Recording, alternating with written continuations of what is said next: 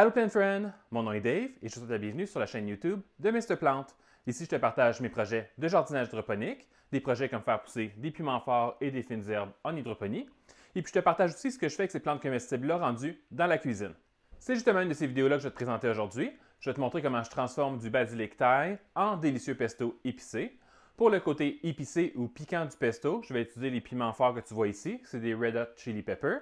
Puis dans le processus, je vais aussi te montrer comment utiliser ChatGPT pour créer des nouvelles recettes par rapport à la quantité d'ingrédients que tu as. Comme là, en ce moment, je ne sais pas quelle quantité de basique que je vais récolter, donc je ne sais pas exactement la proportion des autres ingrédients à mettre dans mon pesto. Puis, je n'aurai pas besoin de me casser la tête à faire des proportions, trucs, machin, calculs, puis tout ça. Je vais tout simplement mesurer la quantité de feuilles de basilic thaï que je vais récolter. Je vais dire à ChatGPT combien j'en ai de ces feuilles-là. Puis après ça, il va me dire la proportion de tous les autres ingrédients à prévoir dans ma recette.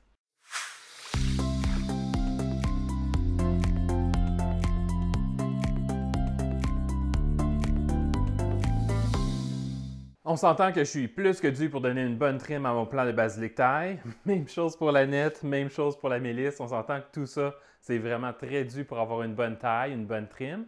Ça fait environ 3 semaines que je voulais enregistrer la vidéo d'aujourd'hui, mais c'est aujourd'hui que j'ai finalement le temps de le faire. Donc, on va faire ça ensemble. La vidéo d'aujourd'hui est divisée en 3 parties. Donc, si tu aimerais sauter directement à la partie qui t'intéresse, le temps est affiché à l'écran. Dans la première partie, je vais te montrer comment je fais une trim sur un plant de basilic. Puis ça va être une trim sauvage aujourd'hui. Je vais vraiment faire une trim solide où je vais laisser peut-être juste le tiers ou le quart du plant environ. Je vais vraiment le réduire de beaucoup. Et puis, ça, c'est la première partie. Dans la deuxième partie, on va aller sur ChatGPT puis on va voir ce que ChatGPT va me dire par rapport aux proportions pour mes ingrédients de la recette d'aujourd'hui. Parce que comme je te disais, tout dépend de la quantité de feuilles, ça va affecter la quantité de noix, d'huile, etc. que je dois mettre dans la recette. Donc, je vais valider ça tantôt avec ChatGPT. Et puis, dans la troisième partie comme telle, je vais te montrer comment je fais la recette avec les ingrédients que je vais avoir cueillis ici, les ingrédients dans ma cuisine, puis la recette que ChatGPT va m'avoir donnée. La bonne technique pour tailler du basilic thaï, c'est la même technique que tu ferais avec du basilic italien, avec de la menthe, même avec des tomates. En réalité, il y a beaucoup de plantes qui se taillent de la même manière. Je vais couper une des branches, je vais t'expliquer ce que je veux dire.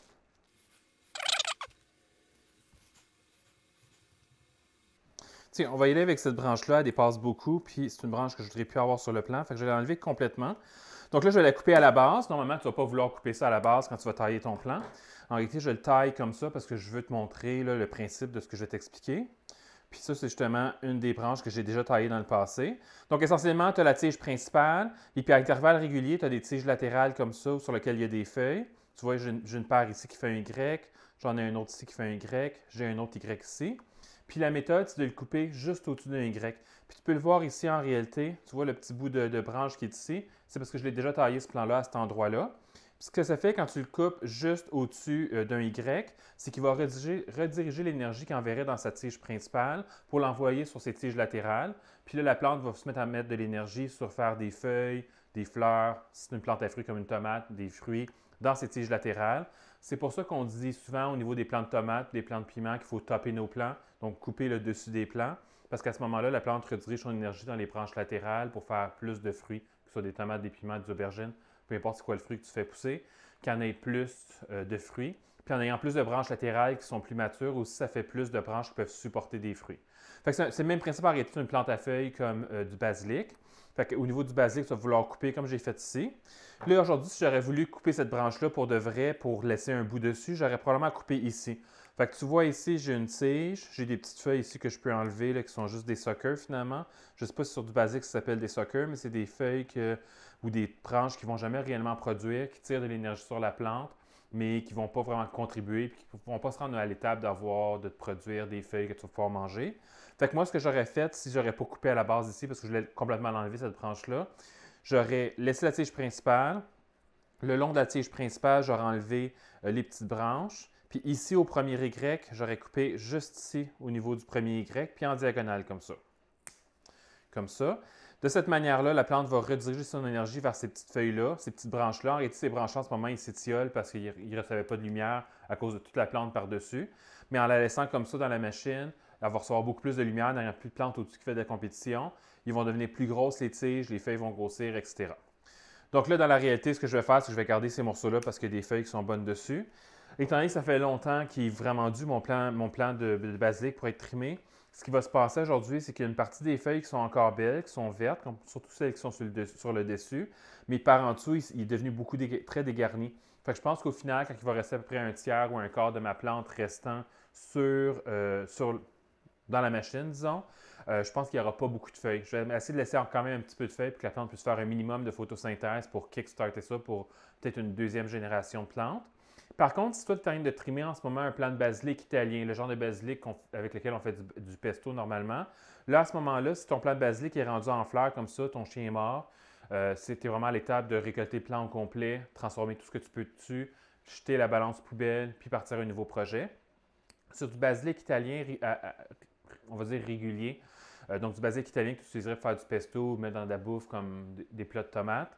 Quand la plante est rendue à faire des fleurs, ce que tu vas vouloir faire en réalité, c'est comme avant qu'elle se rende à l'étape, parce que les fleurs sont toutes vertes comme ça, là, quand on est encore à l'étape où ça ressemble plus à ça ici, où elle commence à faire ses bourgeons pour les fleurs qui s'en viennent.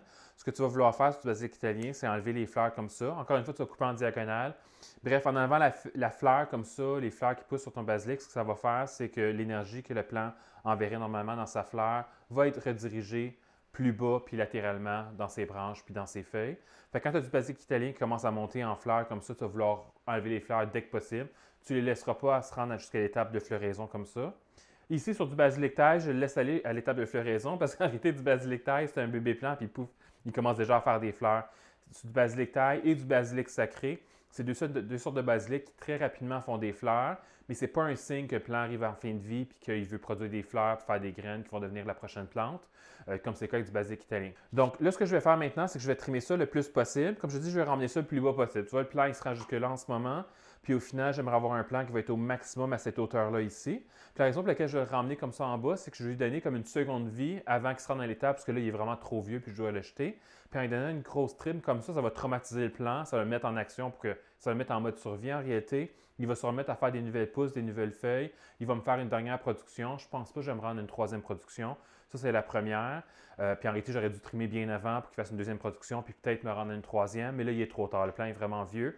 Fait que je l'ai coupé vraiment beaucoup en espérant qu'il reste assez de vie dans lui pour me faire une deuxième production. Puis l'autre raison pour laquelle je veux le descendre bas comme ça, c'est que si finalement je garde mon plant de mélisse dans cette machine-là, je vais vouloir que la mélisse reçoive de la lumière.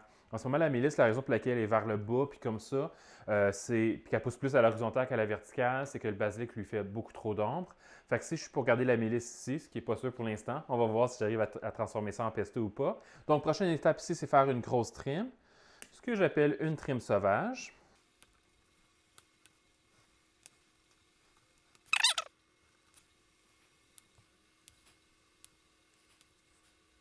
En même temps, je vais en profiter pour enlever les tiges ou les branches qui sont trop latérales et qui font de la compétition à la mélisse ou à la nette pour laisser un peu de chance à ces plantes-là de se relancer aussi. Puis ces plantes-là aussi, je vais les trimer.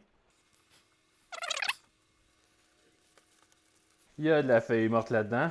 Tu vois-tu la quantité de feuilles que j'ai là? C'est l'automne dans ma cuisine. Et puis en plus, j'ai passé la balayeuse 2 fois à l'intérieur, mais c'était tellement dense que j'arrivais pas vraiment à bien rentrer au complet avec la balayeuse. Bon, bien c'est fait. Puis waouh, ça a été tout un job. J'ai dû interrompre la caméra parce que ça n'aurait pas eu de sens de te montrer tout ça à la caméra. Mais bref, j'ai fait, comme tu peux voir, une grosse trim sur mon basilic thaï. J'ai aussi bloqué ma balayeuse 2 fois dans le processus pendant que je faisais du nettoyage. Une fois le basilic thaï trimé, j'étais capable de mieux voir à côté la nette. Fait que moi, j'ai l'impression que mon plan de nette, il est en fin de vie. Puis aussi, en même temps, je veux faire l'expérience. Qu'est-ce qui va arriver quand je fais une trim sauvage sur la nette aussi? On va voir ça. Moi, je suspecte qu'il va mourir. Parce que normalement, tu n'es pas supposé de trimer les plantes autant que ça, on s'entend. Là. Si tu lis les recommandations en ligne, soit de AeroGarden ou de d'autres sources, souvent on va te dire « Ah, enlève pas plus que 30% des racines. Ah, enlève pas plus que 30% des branches ou 30% des feuilles. » C'est pas mal ça le guideline ou la recommandation générale au niveau de faire des trims sur des plantes, que ce soit la partie au-dessus du sol ou bien en dessous là, en hydroponie dans l'eau. Sinon, j'ai pas du tout touché à la mélisse parce que j'ai une autre vidéo que j'enregistre après celle-ci par rapport à mon pesto de mélisse. Fait que je vais trimer cette plante-là dans l'autre vidéo. Puis sinon, je peux enfin voir ma ciboulette Lion's Mane ici. Elle tombe complètement à l'extérieur comme ça parce qu'en réalité, elle était à côté contre le mur.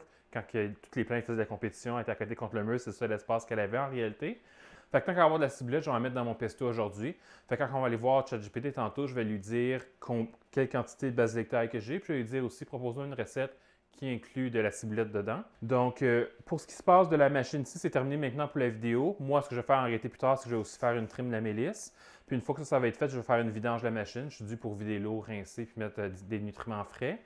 Ce que je ne vais pas faire aujourd'hui, par contre, c'est une trim des racines. Moi, souvent, quand je fais une vidange de machine, tu as vu certaines de mes vidéos où je fais des vidanges, je fais une trim des racines. Mais là, ce serait too much d'avoir trimé les plants intensément, puis après ça, aller trimer leurs racines en plus. Ça va être vraiment trop, puis là, c'est clair que les plants vont mourir. Fait que je ne toucherai pas du tout à leurs racines. Je vais peut-être juste dégager, je m'attends à ce que ce soit un pain de racines dans le bac. Fait que je vais probablement dégager un trou autour de la pompe pour éviter que les racines aillent dans la pompe. Puis je vais nettoyer la pompe parce qu'elle a sûrement plein de racines dedans en ce moment. Puis à la prochaine vidange, si les plantes sont encore en vie, là, je vais faire une trim de racines. Donc, on va tasser de là. Puis la prochaine étape, ça va être de cueillir nos feuilles puis savoir la quantité de feuilles que j'ai pour faire mon projet de pesto. Bon, fait que j'ai fait un petit shot de balayeuse sur le comptoir, puis j'ai réussi à ne pas bloquer ma balayeuse cette fois-ci. Donc là, je peux te donner une petite idée, là. Je suis un gars de 6 pieds, 200, je ne sais pas combien de livres, 270 livres. Fait que pour te donner une petite idée là, de la quantité de basilic là, que j'ai récolté, fleurs et feuilles et tige, j'ai toute la patente. Ça ressemble un peu à ça. Là, je ne sais pas si c'est moi qui est suroptimiste avec ma grosse tasse à mesurer. On va voir. Donc là, la prochaine étape, c'est vraiment de récolter les feuilles. Puis quand on récolte les feuilles de basilic, ce qu'on va vouloir faire en réalité, c'est de récolter les plus belles feuilles, parce qu'on va avoir...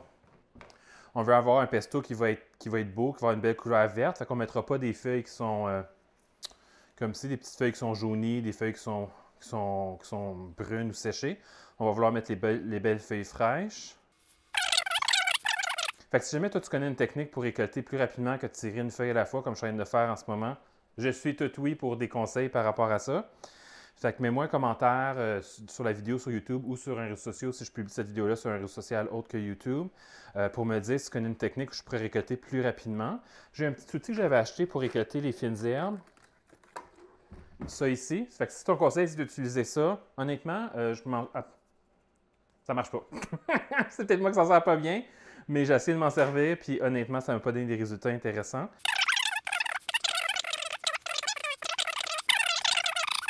Ah, ça sent vraiment bon, là. Alors, c'est fait. J'ai fini de récolter mon feuillage. Puis, ben, je n'avais pas fait overkill avec ma grosse tasse à mesurer, mais il y en a moins que je m'attendais, considérant la grosseur de la plante. Il y en a beaucoup de la plante, en réalité, qui est dans la poubelle.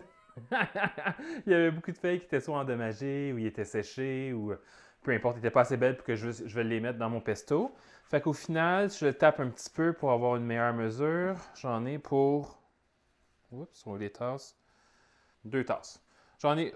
Ah wow, c'est vraiment beaucoup moins que je pensais. Donc, j'ai pour 2 tasses de basilic thaï. Maintenant que je sais que j'ai pour 2 tasses de basilic thaï, je vais retourner dans mon salon récolter des piments forts. Je vais mettre en fait 2 piments forts Red Hot Chili Pepper. Puis, prochaine étape, on va à l'ordinateur. Puis, je vais te montrer à l'ordinateur comment on fait pour poser des questions à ChatGPT efficacement pour avoir la réponse qu'on veut ici pour pouvoir faire notre recette.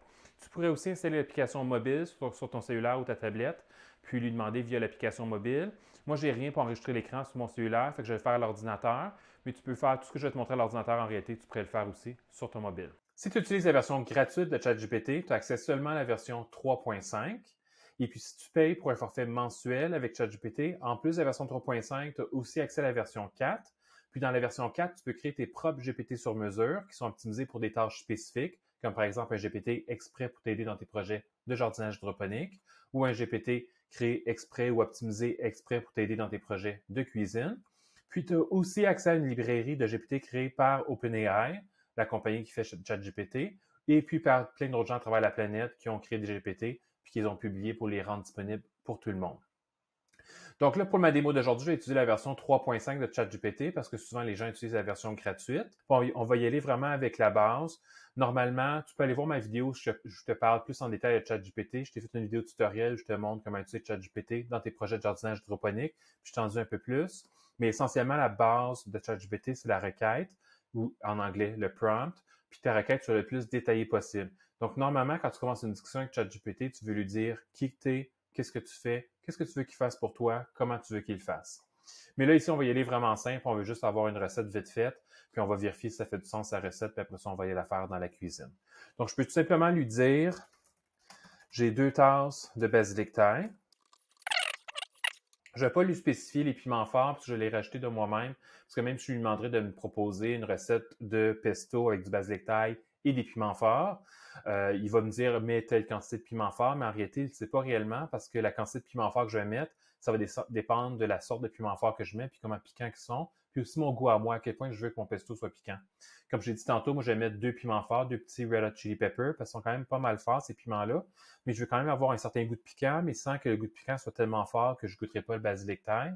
Parce que moi, ce pesto-là, je ne l'ai pas dit encore, mais le pesto basilic thaï, je m'en sers surtout dans les sandwichs. Quand je me fais des sandwichs au poulet, etc., je vais le tartiner dans mes sandwichs. Des fois, je vais le mélanger aussi avec la mayo. Fait que je vais faire une mayo au pesto basilic thaï. Des fois, je vais le tartiner directement.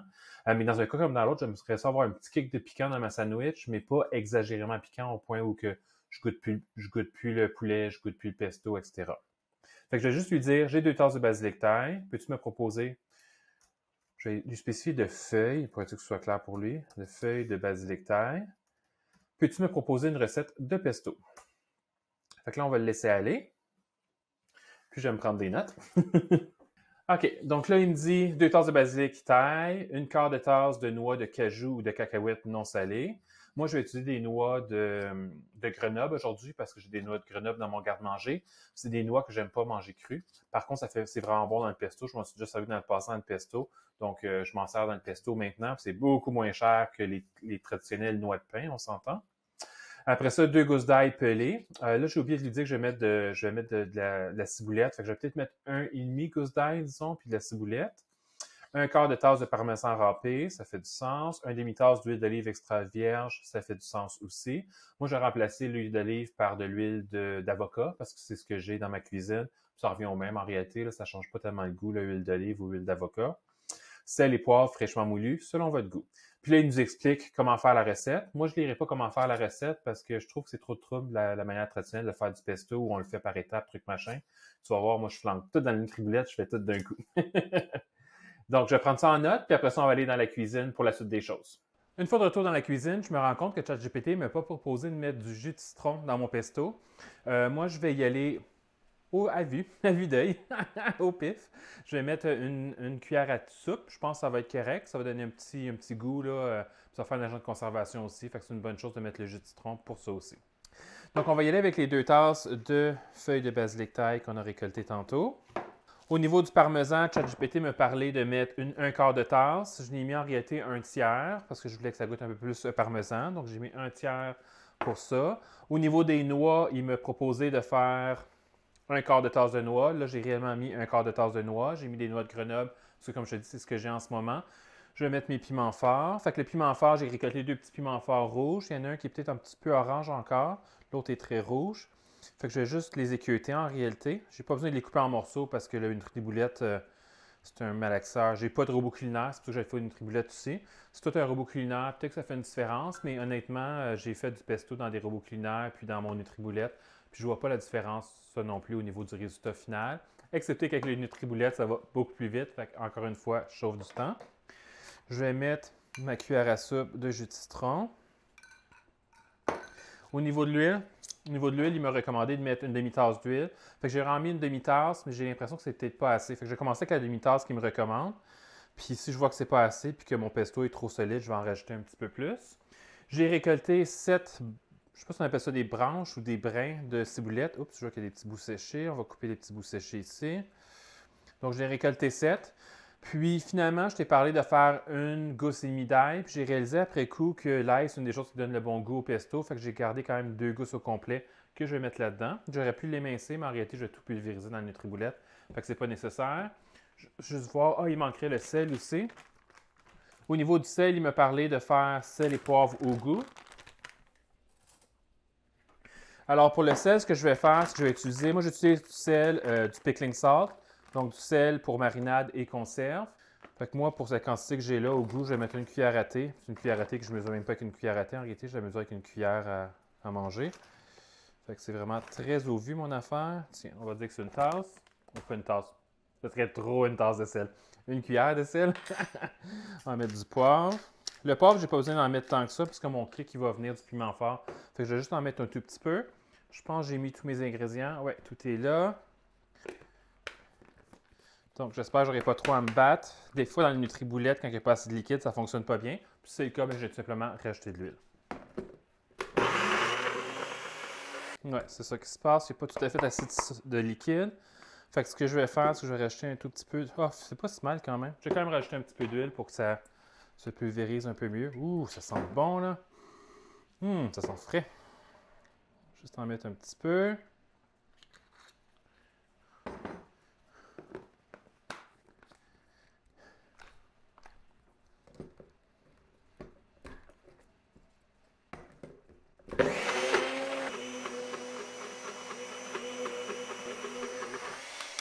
On va passer ça un peu parce que je vois une feuille collée sur la paroi. Donc on va essayer d'intégrer la feuille dans le reste qui s'en vient liquide.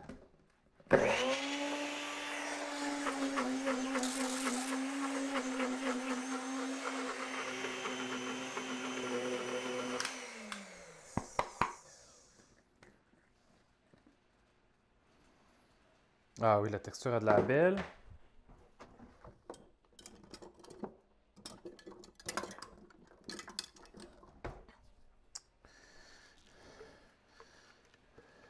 Ah oui, ça fait du sens. Ah, ça va être vraiment parfait comme tartinade, ça. En fait, ça va être parfait sur les pâtes aussi, quand même relativement liquide. Il n'est pas liquide en réalité, il est plutôt solide. Tu peux voir la texture. Je vais le faire devant la caméra ici. C'est pas si mal. Test de goût. On va voir si c'est mangeable maintenant.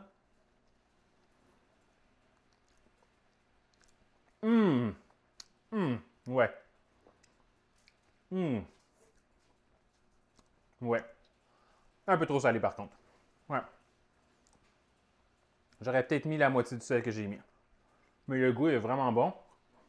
Je me verrais manger ça avec du poulet dans une sandwich, avec du pain comme un pain baguette, avec du poulet, puis du kale ou du bok choy à l'extérieur, faire du feuillage. Puis je le sens brûler dans le fond de la gorge, avec mon piment fort est dedans.